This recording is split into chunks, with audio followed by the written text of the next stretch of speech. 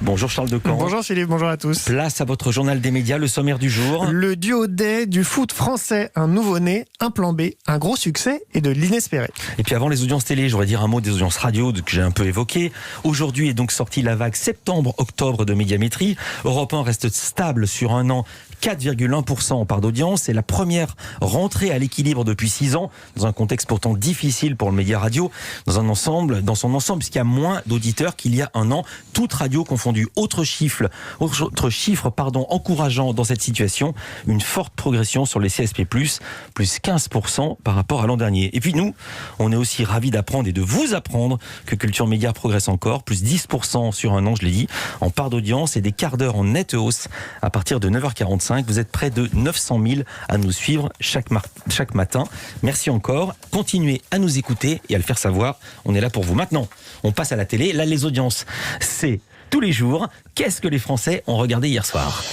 Eh ben, c'est France 2 qui est en tête avec une fiction inédite, La Maladroite. Le téléfilm avec Isabelle Carré et Émilie Dequesne a fédéré 4 300 000 téléspectateurs pour une part d'audience de 18,3%. Derrière, TF1 et M6 sont au coude à coude, à peine 35 000 téléspectateurs d'écart. C'est TF1 qui est deuxième avec Grey's Anatomy saison 16.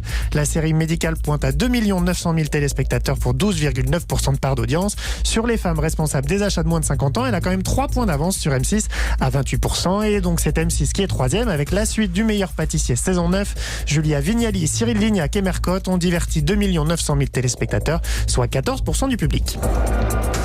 Culture Média. Et on commence ce journal des médias avec le duo Day qui a lieu aujourd'hui. Pour la 5e année en France, cette manifestation a pour objectif d'organiser des duos entre une personne handicapée et une personne valide. Et elle s'organise également dans les médias. Hier soir déjà, pour le tirage du loto sur TF1, Christophe Beaugrand était accompagné de Florence Lemaire, une collaboratrice du groupe FDJ atteinte de surdité profonde. Et ce soir, après le 20h, Evelyne Delia accueillera une deuxième Miss Météo. Elle s'appelle Gwendoline Michenet et elle souffre de la sclérose en plaques. Elle a expliqué à Louise Bernard pourquoi elle avait décidé de participer à cette opération.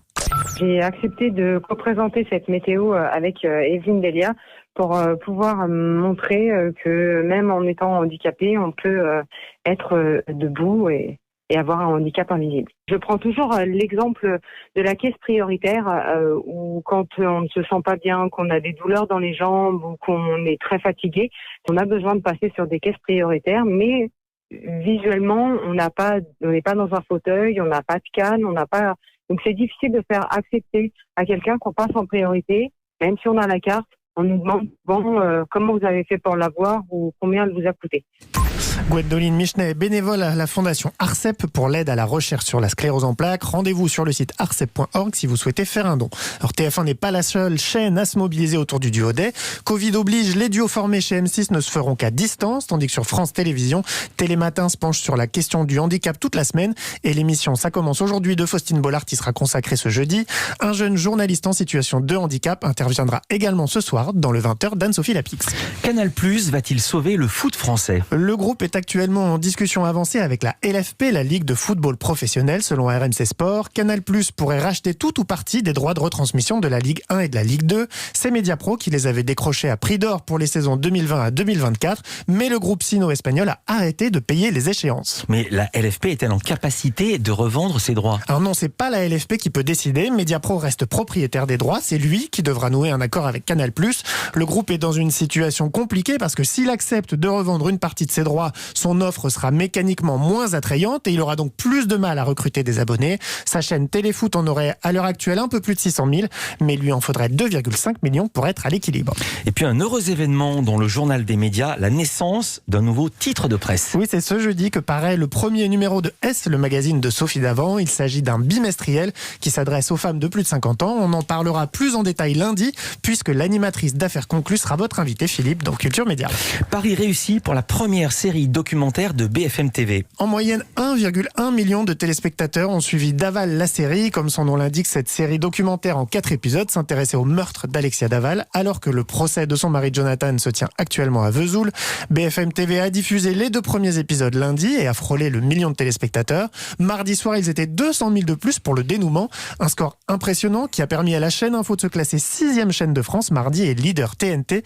Mais ce succès public n'a pas empêché les critiques sur le timing de cette diffusion. diffusion, mais aussi sur le fond et sur la forme de la série. Et on avait parlé puisque nous avions reçu Marie Perraube, la journaliste, et Marc-Olivier Fogiel, le patron de BFM TV.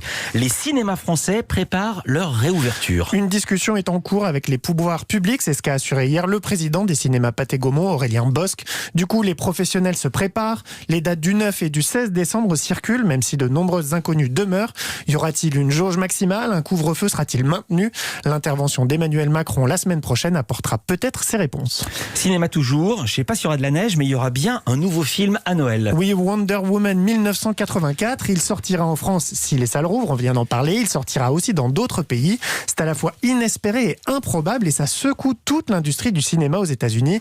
Cette suite du carton Wonder Woman était à l'origine attendue dans les salles cet été, mais la situation sanitaire avait convaincu le studio Warner de repousser sa sortie. Et Charles, pourquoi est-ce que ça secoue Hollywood? Parce que Wonder Woman sortira au cinéma et en même temps sur une plateforme de streaming, HBO Max. Contrairement au Mulan de Disney, les abonnés au service n'auront même pas à payer un supplément. Le film sera disponible gratuitement. C'est révolutionnaire parce qu'au printemps dernier encore, les exploitants de salles américains s'étaient montrés intransigeants. Quand Universal a voulu sortir le film d'animation Troll 2 en VOD et au cinéma, ils ont purement et simplement refusé de le projeter. Le lobby des exploitants s'est opposé depuis des années à toutes les tentatives de faire évoluer le schéma de sortie des films, mais cette fois, il applaudit à deux mains. Alors c'est à n'y rien comprendre, comment ça se fait? Les cinémas américains qui restent ouverts sont désespérés. Un seul blockbuster est sorti ces 6 derniers mois, c'est le film Tenet de Christopher Nolan. Faute de film au potentiel fédérateur, les spectateurs désertent les salles sans oublier ceux qui ont peur de s'y rendre. La sortie de Wonder Woman le 25 décembre, même s'il sera disponible sur HBO Max dans le même temps, est donc un joli cadeau de Noël pour eux. Au passage, c'est aussi un très beau produit d'appel pour HBO Max qui risque de faire le plein d'abonnés à la fin de l'année. L'Eurovision 2021 aura lieu coûte que coûte. Les organisateurs ont tout prévu pour éviter d'avoir à annuler le concours européen de la chanson, comme ce fut le cas cette année. Pour éviter le pire, les organisateurs ont trouvé une solution de secours. Chaque candidat va enregistrer sa prestation dans son pays d'origine, dans les conditions du direct. C'est cette prestation qui serait diffusée si le représentant d'un pays était confiné. Mais l'objectif est évidemment que tout le monde puisse se rendre à Rotterdam au mois de mai prochain pour se produire en direct. Pour que tout le monde soit sur le même pied d'égalité, les règles seront strictes pour cet enregistrement. L'artiste aura le droit à 1 heure seulement, 3 prises de sa prestation et l'enregistrement sera surveillé par un membre de l'organisation. Et on termine ce journal avec une émission très spéciale pour préparer Noël. Notez-le dans vos agendas, Apple TV+ fêtera Noël dès le 4 décembre. Le service de streaming d'Apple s'est associé à la reine de Noël, Mariah Carey, pour un programme original mélangeant musique, danse et animation, où la diva accueillera une tripotée de guest stars, dont Ariana Grande. Merci beaucoup Charles Decamp, à demain pour un nouveau journal des médias.